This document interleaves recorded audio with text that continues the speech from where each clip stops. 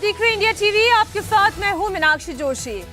कहानी कुर्सी की का वक्त है, लेकिन आज बात भारत के एक ऐसे रत्न की होगी जिसने पूरी दुनिया में देश की एक पहचान बनाई, एक धमक दिखाई। आज बात उन रतन टाटा की जिनके कॉमन मैन की जिंदगी बदलने में एक बड़ा योगदान दिया। देश में आज एक बड़ा अनमोल रत्न खो दिया है। टाटा को ग्लोबल ब्रांड बनाने वाले रतन टाटा हमारे बीच नहीं रहे। 86 साल की उम्र में उन्होंने अंतिम सांस ली, लेकिन वाकई में ये उनकी स्टॉलवर्ट पर्सनालिटी ही थी। ये उनका टाइटन व्यक्तित्व ही रहा है कि आज उनके योगदान को पूरा देश याद कर रहा है, उन्हें नम आंखों से विदाई दे रहा है, उन्हें श्रद्धांजलि अर्पित कर रहा है। रतन टाटा वो शख्स हैं जिन्होंने टाटा को घर घर तक पहुंचा दिया। देश का शायद ही ऐसा कोई घर होगा जहां तक टाटा की पहुंच नहीं होगी। खाने में मिलने वाले उस नमक से लेकर सुबह सुबह जो चाय आप पीते हैं, उसकी चाय की चुस्की तक टाटा है। कार से लेकर हवाई जहाज तक, सुई से लेकर बड़े बड़े ट्रक तक, घड़ी से लेकर घरों में लगने वाले एसी तक, हर तरफ टाटा की मौजूदगी है। रतन टाटा ने दुनिया की बड़ी बड़ी कंपनियों का अधिग्रहण करके दुनिया में देश का झंडा बुलंद किया। असली वोकल फॉर लोकल क्या होता है वो टाटा ब्रांड ने बताया, वो रतन टाटा ने बताया। एक तरफ टाटा ग्रुप को भारत का सबसे बड़ा ब्रांड बनाया तो अपनी दानशीलता से देशवासियों का दिल जीता। भारत की सबसे बड़ी कंपनी का सर्वे सर्वा होने के बावजूद उनकी सादगी की मिसाल हर कोई कायम कर रहा है। सुबह से बहुत सारे दिग्गजों को आप इंडिया टीवी पर सुन रहे हैं। राज्यसभा सांसद सुधा मूर्ति जुड़ी जब मेरे साथ, उन्होंने भी यही कहा कि इंटीग्रिटी उनकी सबसे बड़ी पहचान थी और अगर आने वाली पीढ़ी को किसी को कुछ सीखना है उनसे तो उनकी सादगी से सीखना चाहिए। वाकई में बिजनेस जगत में ही नहीं बल्कि देश के करोड़ों लोगों की प्रेरणा के स्रोत रतन टाटा अब हमारे बीच नहीं रहे। इस वक्त नरीमन पॉइंट के national centre for performing arts में उनके पार्थिव देह को रखा गया है, जहां लोग उनके अंतिम दर्शन कर रहे हैं और कैसे उन्हें याद कर रहे हैं। आप एक एक करके पहले लोगों की बात सुने और फिर उनसे जुड़ी हुई किस्से कहानियों का दौर यहाँ स्टूडियो में शुरू होगा। पहले आप सबकी राय सुने। पहले की तरह आज भी टाटा समूह भारत के उद्योग जगत में एक ध्रुव तारा बनकर है, उसमें रतन टाटा जी का बहुत बड़ा योगदान है। देश के अंदर सूचिता के साथ अपने उद्योग का, अपने समूह का विकास करना, देश के सारे कायदे कानून और रूल्स रेगुलेशन इसका पूर्णतः पालन करते हुए अपने उद्योग समूह को प्रमुख स्थान पर बनाए रखना और इसके साथ साथ अपने ट्रस्ट के माध्यम से देश की सभी समस्याओं का समाधान कर एक अच्छा समाज बनाने का प्रयास भी करना। बहुत कुछ है जो हम सीख सकते हैं। मेरा ये प्रिविलेज था कि मैं उनके साथ काफ़ी मेरी करीबता रही कई सालों तक और बहुत कुछ सीखने मिला मुझे उनसे और आदर्श पुरुष थे कई तरह से। तो हमको उनकी जो जिंदगी है सेलिब्रेट करना चाहिए। हमेशा बहुत स्ट्रेट फॉरवर्ड थे। उनको अपने कंपनीज के बारे में हमेशा सोचते थे 24/7। He is outstanding person. आप देखिए, एक स्टॉलवर्ट पर्सनालिटी, एक टाइटन व्यक्तित्व हमारे बीच नहीं रहा।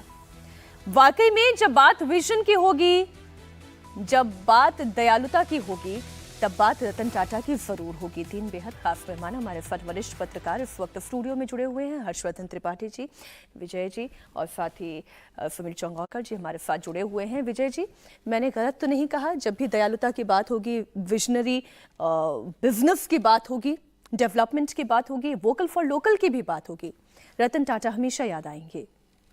बिल्कुल ठीक बात है। वैसे मैं नहीं समझता अपने आप को भी कि रतन टाटा के बारे में हम कुछ ऐसी बात करें, क्योंकि उन्होंने जितना काम किया है बिजनेस को लेकर, इंडस्ट्री को लेकर, हिंदुस्तान को लेकर, उसको आप प्रोग्राम में या अपनी बात में कहकर शामिल नहीं कर सकते। जो आपने बात की वो उनके तीनों कैरेक्टर हैं जो उनकी पहचान बनते हैं। और उसके साथ जो सबसे बड़ी बात मैं रतन टाटा को लेकर समझता हूँ वो है इंटीग्रिटी। इंडस्ट्री और इंटीग्रिटी थोड़ा सा कंट्रास्ट वर्ड होता है, लेकिन रतन टाटा उस विरोधाभास के साथ पूरी जिंदगी सम्मान के साथ जीते रहे, एक ईमानदारी एक। और आप सोचिए, इंडस्ट्रीज को एक आम आदमी है ना अपने से बहुत दूर समझता है।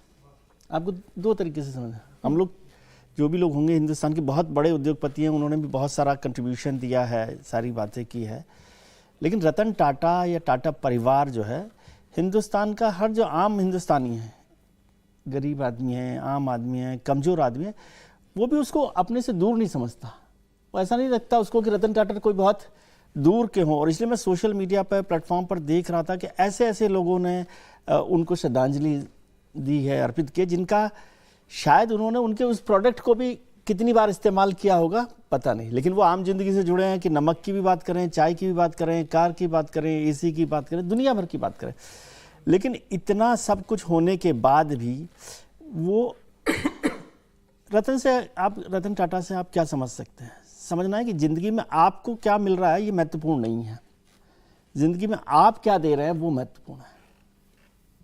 मिलने के लिए तो बहुत बड़े लोग हैं, आज भी रतन टाटा साहब से बड़े इंडस्ट्रीज हिंदुस्तान में भी हो गए हैं। यदि आप उसको रेवेन्यू को देखें, कैपिटल को देखें, इंडस्ट्रीज को देखें, प्रोग्रेस को भी देखें, लेकिन उन सब के बाद भी रतन टाटा का नाम अगर ऊपर है तो हमें उसको दूसरे नज़रिए से देखना पड़ेगा कि ज़िंदगी में क्या चीज़ें महत्वपूर्ण होती हैं, सादगी क्यों महत्वपूर्ण हो जाती है, दयालु होने का जो आपने बात की, डोनेशन को लेकर बात की, और वो शायद उनको उनकी फैमिली से मिला। आप आज़ादी से पहले जो उनके ग्रेट ग्रैंडफादर थे जमशेदजी टाटा, वहाँ से आप सीखिए कि वो परिवार जो है वहाँ से आज तक जुड़ा हुआ है। इंडस्ट्रीज़ को देखो, इसको कंट्रास्ट के साथ समझना पड़ेगा कि इंडस्ट्रीज़ को लेकर हम लोग हमेशा करप्शन, बेईमानी, ये सब चीज़ें जोड़ के देखते हैं। आप रतन टाटा के साथ ये बातें कही ही टाटा नहीं के साथ सकते। आप उनमें से किसी एक भी बात को जोड़ के नहीं कह सकते। और ऐसा नहीं होता, प्रतिद्वंद्वी भी बहुत होते हैं, कभी उनको लेकर उस तरह की बात नहीं हुई। सर, एक तस्वीर में जरा दर्शकों को दिखा दूं। उद्धव ठाकरे इस वक्त पहुंचे हैं, वो भी श्रद्धा सुमन अर्पित कर रहे हैं। और शुरुआत में ही मैंने कहा कि आप चाहे पॉलिटिशियंस को देख लें, चाहे आप आम व्यक्ति को देख लें, चाहे क्रिकेटर्स को देखें, सचिन तेंदुलकर पहुंचने वालों में से सबसे पहले थे जिन्होंने घर पर जाकर रतन टाटा को श्रद्धांजलि अर्पित की।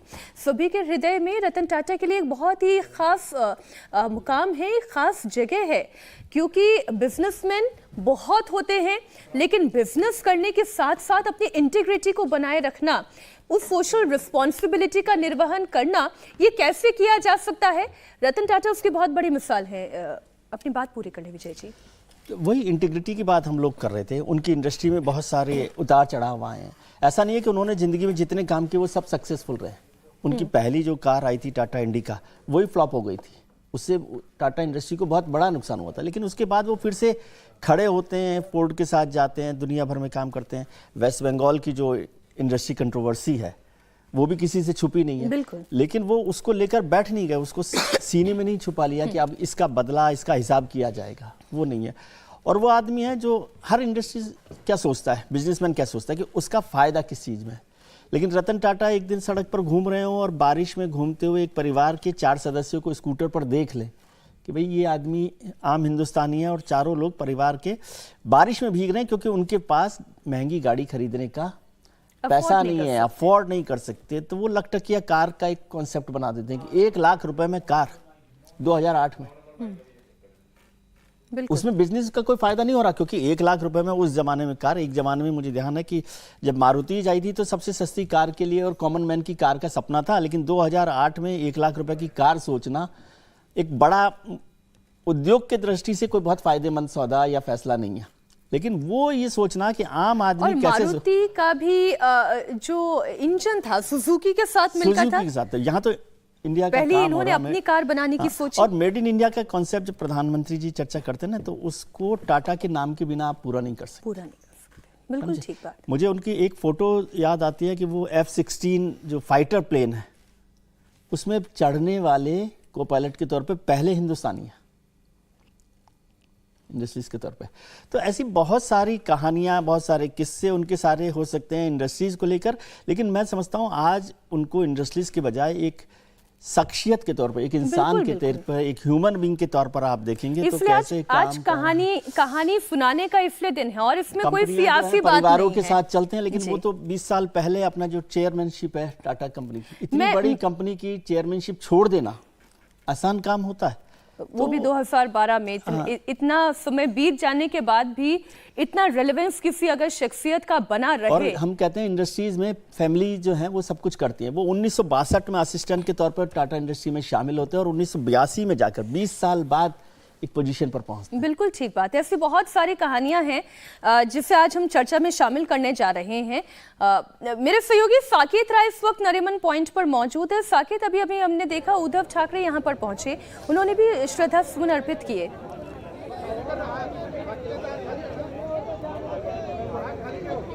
बिल्कुल, देखिए उद्धव ठाकरे इस वक्त यहाँ पहुँच चुके हैं। ऐसा बताया जा रहा है कि कुछ ही देर में मुकेश अंबानी भी यहाँ पहुँचेंगे। इसके पहले आनंद पिरमल और उनकी पत्नी ईशा अंबानी यहाँ पर पहुँची थी। तो फिलहाल आने वालों का हुजूम और अंतिम दर्शन के लिए जो लोग यहाँ पहुँच रहे हैं उनका लगातार तांता लगा हुआ है। अगर आप तस्वीरों में देखें तो धीरे धीरे जैसे जैसे समय बीत रहा है वैसे वैसे लोगों का हुजूम भी फिलहाल यहाँ पर बढ़ता हुआ नजर आ रहा है, क्योंकि अब से कुछ ही देर में यहाँ से वर्ली के लिए जो है उनका पार्थिव शरीर रवाना होगा, जहाँ पूरी पारसी विधि विधान से उनके अंतिम संस्कार को किया जाएगा। लेकिन आप देखिए कि अब एक तरफ जहां आपने देखा कि उद्धव ठाकरे इसी लाइन से जाते हुए नजर आए, तो उसी तरफ देखिए कि जो आम नागरिक हैं वो भी यहां पर पहुंच रहे हैं। कई ऐसे लोग हैं जिन्होंने रिटायरमेंट ले लिया था, टाटा ग्रुप्स में उन्होंने कभी किसी जीवन में काम किया था और उसके बाद जो रिटायर्ड लोग हैं वो भी यहां पर पहुंच रहे हैं। तो फिलहाल जो आने वालों का तांता है वो अभी भी लगा हुआ है और बाहर तक ये लाइन अगर आप देखें तो वो जाती है। और इस वक्त मुंबई पुलिस की तरफ के ऊपर भी काफ़ी बड़ी जिम्मेदारी है कि जिस तरह से लोगों का हुजूम इस वक्त नरीमन पॉइंट पर पहुंचा हुआ है उसे मैनेज करना। और यही कारण है कि जिस तरह से रतन टाटा को लेकर हम जब लगातार बात करते हैं, जब हम उनके किस्से और कहानियों की बात करते हैं, तो कई ऐसी कहानियां हैं, चाहे वो युवाओं को प्रेरित करने वाली हो या बिजनेस इंडस्ट्री से जुड़े हुए लोगों को प्रेरित करने वाली हो। और बहुत बड़ी बात है कि हर उम्र के व्यक्ति को प्रेरित कर सकती है। ये वो बातें हैं, चाहे वो स्कूल जाने वाला कोई बच्चा हो, वो कॉलेज में पढ़ने वाला कोई लड़का हो, वो आज एंटरप्रेन्योरशिप की तरफ आगे कदम बढ़ाने के लिए उठता हुआ कोई हो सकता है, भविष्य का रतन टाटा ही क्यों ना हो। आज उनकी तमाम बातों को जिक्र करना, उनके विचारों को चर्चा करना इसलिए बहुत महत्वपूर्ण हो जाता है। साकेत, आप रहिए हमारे साथ। जब हर्षवर्धन जी, विजय जी कह रहे थे इंटीग्रिटी की बात कर रहे थे, आज सुधा मूर्ति ने भी सबसे पहले इंटीग्रिटी की बात की, तो मैं जब बहुत सारे ऐसे किस्से पढ़ रही हूँ उसमें से एक कहानी ये भी उनकी इंटीग्रिटी से जुड़ी हुई है कि रिस्ट वॉच को लेकर, घड़ियों को लेकर टाइटन कंपनी कुछ पिछड़ते हुए जा रही थी। तो फिर ये चर्चा हुई कि कुछ बहुत बड़े परिवर्तन की आवश्यकता है और इसके लिए रतन टाटा को मना भी लिया गया। लेकिन रतन टाटा ने एक शर्त रखी, उन्होंने कहा कि अच्छा आप जो भी कह रहे हैं आप बदलाव करने के लिए स्वतंत्र हैं, लेकिन पहले आपको ये मुझे बताना होगा कि क्या परिवर्तन होने से पहले क्या परिवर्तन बिल्कुल नहीं होगा। मतलब डोंट आप पहले बताइए क्या परिवर्तन बिल्कुल नहीं होगा। तब उन्होंने बात इंटीग्रिटी की कही थी कि हमारे जो व्यापार करने का तरीका है, जो हमारी ऑनेस्टी है, उसके साथ कोई कॉम्प्रोमाइज नहीं होगा। यही बात इंटीग्रिटी की है। हर्षवर्धन जी। नहीं, मुझे लगता है कि जब भारत रत्न रतन टाटा हमारे लिए तो सिर्फ नाम में रतन नहीं है, असली रतन है वो। और मैं एक बात और कहूँगा, जब इस तरह का कोई व्यक्ति जाता है हमें छोड़ के, तो कोई ये गमगीन होना, उदास होना, दुख होने वाला दिन नहीं है, दुख करने वाला दिन नहीं है। ये दुनिया में एक ऐसी शख्सियत जिसने अपने कर्मों से ऐसी छाप छोड़ी है कि वो खत्म नहीं होने वाली। अब आप लोग बार बार बात कर रहे हैं दयालुता, एथिक्स, तो उसको समझेंगे कैसे? अब हम लोग कहानी कुर्सी का शो करते हैं, रोज बात करते हैं कि सत्ता के लिए उसने उसको उठा के पटक दिया, उसने यहाँ समझौता कर लिया, साम दाम दंड भेद उसके साथ स्वाभाविक कहा जाता है। रतन टाटा के बारे में एक किस्सा मैंने पढ़ा और दूसरा जो इंडियाज रिचेस्ट लिस्ट के साथ जुड़ा हुआ है। पहला किस्सा ये कि एक कारोबारी ने उनसे कहा कि अभी भी मंत्री जी को 15 लाख रुपया दे के आए, ये काम था वो, अच्छा शायद 15 करोड़, क्योंकि वो काम के लिए। और उन्होंने कहा कि तो आप कैसे से बच जाते हैं? तो उन्होंने कहा सेल्फ रेगुलेशन सबसे जरूरी है, ये आप नहीं समझेंगे। यानी जिसको कहते हैं ना कि पहली इकाई अपने आप को आप ठीक रखेंगे। ये तो एक उनसे जुड़ा किस्सा है जो हमने भी पढ़ा। लेकिन जो मैं बरसों से देखता रहा, और 2021 में भारत का जो सबसे अमीर लोग थे उनकी सूची में रतन टाटा कहां रहे होंगे, इसकी कोई कल्पना कर सकता है? आप कह रहे हैं 2019 में 433वें स्थान पर थे वो रिचेस्ट लिस्ट में। और उनकी जो कंपनी थी वो कंपनी भारत की सबसे बड़ी कंपनियों में, उस कंपनी का जो कारोबार वो दुनिया के 100 देशों में, और हम लोग कहते हैं ना कि नमक से लेकर हवाई जहाज बनाते हैं, वो सॉफ्टवेयर से लेकर स्पोर्ट्स कार तक भी बनाते हैं। दुनिया का कोई ऐसा नहीं है जिसको कहते हैं ना कि आज के समय में जो हम कह रहे हैं कि अडानी आज एक्वायर कर रहा है, आज एक्विजिशन कर रहा है, ये वो जो 2000 का दौर था उसमें दुनिया की हर बड़ी कंपनी जो प्रतिष्ठा के मामले में बहुत बड़ी थी वो सब टाटा खरीद रहा। लेकिन कमाल की बात यह कि उनका निजी पैसा ज्यादा नहीं होता था। तो कहानी कुर्सी के जो दर्शक हैं जो रोज कहानी कुर्सी में देखते हैं कि पैसे की वजह से, और ये जो भीड़ उमड़ी है ये उस वजह से नहीं है। क्यों ऐसा है? क्योंकि टाटा का एक तो सामूहिक सिद्धांत है, जो JRD टाटा का, जो जिसको हम जमशेद जी टाटा का, जिसको हम टाटा समूह का, एक पारसी परिवार का एक समूह का एक दृष्टिकोण देखते हैं। लेकिन उससे इतर रतन टाटा कहां ले गए? रतन टाटा इस देश में उस वक्त टाटा समूह की कमान संभालते हैं जब ये देश सबसे ज्यादा वोलाटाइल सिचुएशन में था। वोलाटाइल कैसे? वो भाई इंडस्ट्री वाले आदमी थे और उसी वक्त जो उदारीकरण था, सब कुछ आया था। टाटा बिरला पुराने परंपरागत घराने का था, उसको इन्होंने चेंज किया, कंपनी बड़ी करते गए, अपनी जेब में पैसा ज्यादा नहीं होना चाहिए। तो दयालुता, नैतिकता बात करेंगे तो आप जब रिचेस्ट लिस्ट में जाने की कामना करेंगे तो रतन टाटा नहीं हो सकते। कहानी कुर्सी की सुनने वाले नंबर 1 ये सुने। दूसरा, आपकी जीवन शैली कैसी होगी? इंडिका इस देश की सबसे ज्यादा सफल कार थी, सर्वाधिक सफल कार। यानी किसी आदमी को, नैनो के पहले, नैनो तो उसके बाद की एक कोशिश थी, नैनो तो जो है, और इंडिका को एक समय में कहा गया कि ये तो सिर्फ टैक्सी की गाड़ी हो गई क्योंकि सबकी गाड़ी हो गई थी। तो रतन टाटा ने कहा अब इसका क्या तरीका है? तो उन्होंने कहा कि टाटा सन्स का चेयरमैन चलेगा इससे। तो मुंबई की सड़कों पर उनकी नीली इंडिका कार, जो भी लोग कोलाबा और इधर मरीन ड्राइव की तरफ रहते हैं वो अक्सर उनको उस नीली इंडिका कार में घूमते हुए देख लेते थे। नैनो में भी चले वो, ये कमाल की बात है। जब उन्होंने नैनो में भी चले, आपने जब ये एग्जांपल दिया के तौर पर नहीं रखी नैनो, उन्होंने सिर्फ और सिर्फ ब्रांडिंग की, लेकिन इंडिका उनकी अपनी कार थी। मतलब मर्सिडीज और सारी गाड़ियों का काफिला था, और मर्सिडीज कार भी वो बदलते नहीं थे, मॉडल आने पर नहीं बदल देते थे। वो तो ऐसे व्यक्ति थे कुछ भी कर सकते थे। और इंडिका लेके चलना ये सिर्फ इसलिए उन्होंने किया कि इस देश का कोई व्यक्ति अगर इंडिका लेके चल रहा है तो उसको कोई ये ना कहे कि ये टैक्सी वाली गाड़ी है। और एक तरह से भारत की अपनी कार, भारत की अपनी पहचान वो रतन टाटा ने इस तरह से की। तो आपको कुर्सी पे कितनी भी बड़े हों, अपना पैसा बढ़ाने के चक्कर नहीं पड़ना है। उस पैसे से कितना मल्टीप्लायर इफेक्ट होता है, ये रतन टाटा है। Very nicely put. Sameer ji, तस्वीरें तो हम देख ही रहे हैं, और जो चर्चा यहाँ शुरू हो चुकी है कि केवल उद्योगपति होने की वजह से ये भीड़ नहीं लगी है, ये भीड़ इसलिए है क्योंकि उनका विजन और उनका व्यक्तित्व इतना बड़ा रहा। देखिए, आज रतन टाटा के एक बाल मन का मैं जिक्र करूंगा। सब जैसे बच्चों का मन होता है। 28 दिसंबर को रतन टाटा का जन्म हुआ था। तो 25 दिसंबर से लेके जनरली रतन टाटा ने एक बात का जिक्र किया था कि 25 दिसंबर क्रिसमस से लेके 2 जनवरी तक हम छुट्टी मनाते थे परिवार के संग। बोले 28 दिसंबर में छोटा था, मेरा 28 दिसंबर को जन्मदिन आता था, 28 दिसंबर को मेरा बर्थडे मनता था, और 3 दिन बाद 31 दिसंबर को नए साल का जश्न मनता था। तो बोले मैं हमेशा इस बात की शिकायत करता था कि मैं 3 दिन बाद जन्म लेता तो 1 तारीख को मेरे साथ पूरी दुनिया जन्मदिन मनाती, एक दिन के रूप में याद रहता।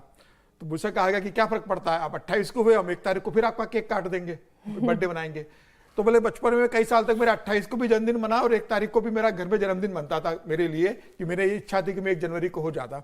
बोले मैं जब थोड़ा बड़ा हुआ तो मुझे समझ में आया कि भाई आदमी ऐसा काम करे कि उसका काम से उसका दुनिया जन्मदिन मनाए, उसका लोग काम से याद रखे।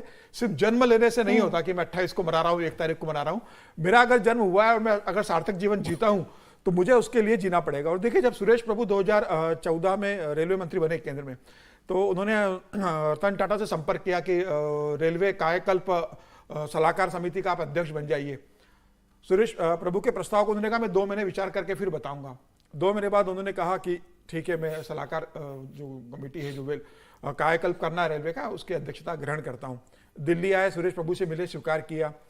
फिर उन्होंने एक बात कही, उन्होंने कहा मैं अपनी जिंदगी में ट्रेन में कभी नहीं बैठा, तो जिसमें मैं कभी बैठा नहीं उसका मैं अगर सलाहकार बनूंगा तो कम से कम वो ट्रेन तो देखूं अंदर से कैसी होती है। बोले मैंने अपनी कभी जिंदगी में रेल में यात्रा नहीं की है। तो फिर उनका प्रस्ताव था कि मैं दिल्ली से बॉम्बे तक एक बार रेल यात्रा करूंगा ऐसी फर्स्ट क्लास में, देखूंगा ट्रेन कैसी रहती है। लेकिन वो हिम्मत नहीं कर पाए ट्रेन में यात्रा करने की। फिर उन्होंने बंबई में उनके लिए एक डेमो रखा गया ट्रेन का कि वो ट्रेन को अंदर से पूरा देखे। उन्होंने पूरी ट्रेन को अंदर से देखा। उसके बाद उन्होंने कई सजेशंस दिए, लेकिन रतन टाटा का ये कहना था कि भाई जिस तरीके से मैं जो कायाकल्प करना चाहता था, उसके साथ उन्होंने ये भी कहा था, और रतन टाटा का एक बड़ा बयान आया था कि मुंबई में लोगों को जब लोकल की मैं फोटो देखता हूं तो मुझे बड़ा दुख होता है कि मुंबई में नौकरी करने वाले लोग इस तरीके से लोकल में ठूस कर सुबह जाते हैं और शाम को आते हैं। सरकार को ऐसी व्यवस्था सुनिश्चित करना चाहिए लोकल को लेके कि यहाँ लोग आरामदायक तरीके से नौकरी करने जाए, महिलाएं जाती है, बच्चे जाते हैं, तो इनके लिए लोकल की कोई सुनिश्चित की जाए। दो चीजों को रतन टाटा को मुंबई में, दो चीजों ने बहुत परेशान किया था जिसपे वो काम करना चाहते थे, एक मुंबई की लोकल और दूसरा मुंबई का स्लम एरिया। रतन टाटा ऐसे अकेले उद्योगपति थे जिन्होंने धारावी का हवाई सर्वे किया था कि अगर धारावी को अगर बदलना पड़ा तो मैं एक बार धारावी को देखना चाहूंगा। तो वो आम जनता से जुड़े हुए थे, वो देखते थे कि स्लम एरियाज में लोग रह रहे हैं, झोपड़पट्टी में रह रहे हैं, सड़क किनारे रह रहे हैं, रेलवे पटरी के किनारे रह रहे हैं, तो इनका जीवन हम कैसे बेहतर कर सकता है, उसमें टाटा ग्रुप, टाटा के ट्रस्ट बिल्कुल ठीक बात है। अपने अपने तरीके से उन्होंने जो जो प्रयास कर लिए, और हमेशा कुछ ना कुछ कम तो रह ही जाता है। शायद ये दो फील्ड ऐसी थी जहां पर वो कुछ करना चाहते थे, वो नहीं कर पाए, लेकिन जो उन्होंने किया आज उसे याद करने का दिन है।